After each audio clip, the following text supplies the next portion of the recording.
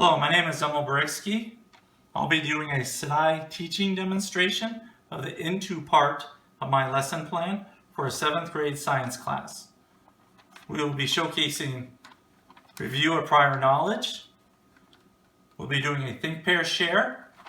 We'll be showcasing our word wall, which can be pulled down and put into vocabulary cards for the students.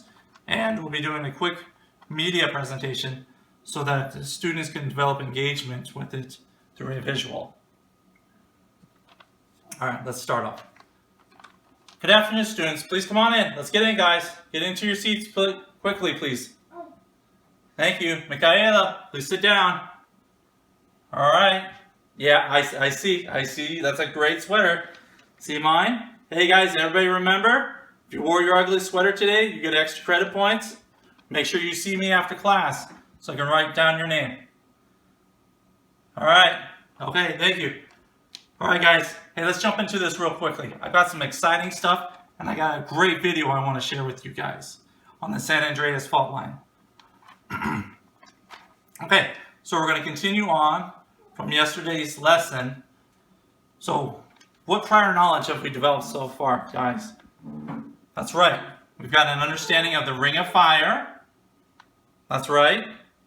And the term plate tectonics. You can already see that we've got them up on the word wall.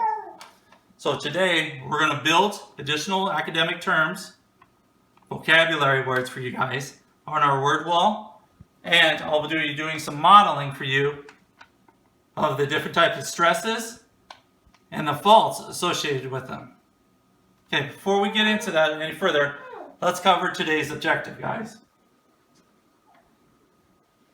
Okay, the first part of the objective is we're going to identify the role of plate boundaries play in earthquakes. And the second part is we're going to model the different types of faults and their related stresses.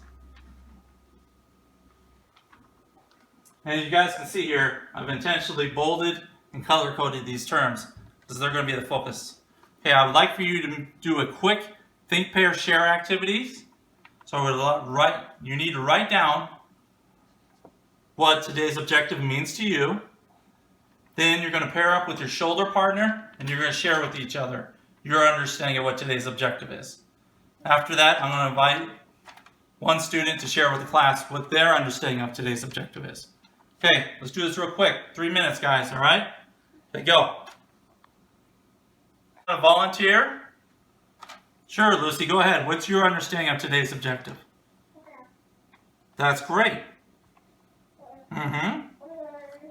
That's right. Then we're going to talk about how the different boundaries, especially around that ring of fire, how they interact, and we build upon our knowledge of plate tectonics. And yes, I will be modeling to you guys the different type of stresses and the faults associated with them. So, before we jump into that, guys, I want to share with you a video on the San Andreas fault line. It's about 5 minutes.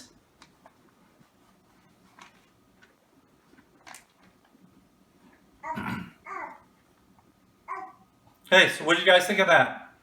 It's pretty cool. Anybody see how that fault line, how it has an impact on the different areas and how it impacted the Mojave Desert? You see how it kind of split, where they're saying that fault line's running, and it actually created an opportunity for an oasis to develop in that desert. Any other? That's right, I didn't realize that the San Andreas fault line actually runs the length of California down by Arizona and down into Mexico. Any guys know of any earthquakes associated with the San Andreas fault line? That is sort of right. The San Francisco earthquake of 1906 was directly impacted by the San Andreas fault line. Okay. Guys, let's move right into, I'm going to be doing some quick modeling for you of these stresses and the different types of faults. Okay. Guys, what does stress mean to you? What's your understanding of stress? Not the hardcore science way. That's right. I also get stressed when I know I have to take a test. So you kind of get this tension, this pressure build up. You feel like you're gonna explode, maybe have an earthquake. Those are all good associations with the word tension and stress. Okay, so to start off, guys, you can see I've already got some of our terms up on the word wall. We'll be doing a quick modeling of the 3 different types of stresses and the faults associated with them.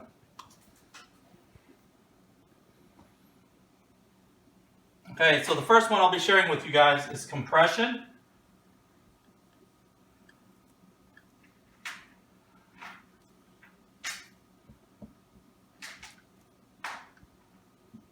So, you guys know when you like scrunch up your eyebrows and your forehead, and it's getting all crunched up there?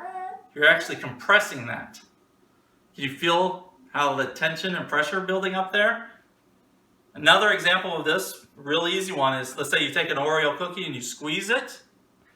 You're compressing the 2 parts of the Oreos sides together and oozing out the filling. That would be an example of a compression type of stress. So, you have 2 sections of your land masses are compressing together. So they're squeezing together like this, and that is traditionally associated with a reverse type of fault, where one part of the landmass will go underneath and the other one will go up. That's right, you could potentially be creating mountains by doing this squeezing of the Oreo type of fault.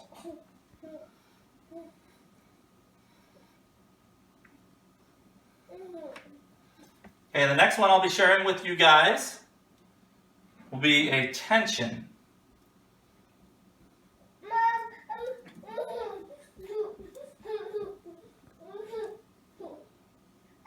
You guys have heard of like a tension wire, where it's like the wire's pulled really tight?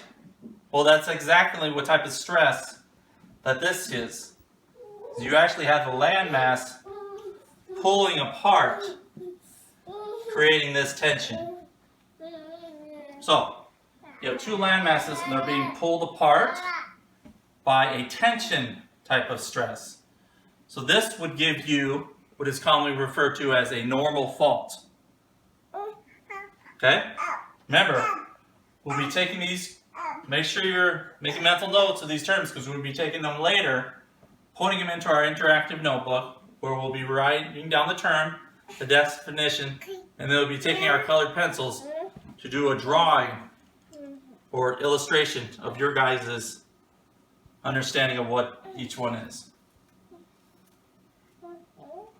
Okay, the final one I'm going to share with you is my favorite type, which is called shearing.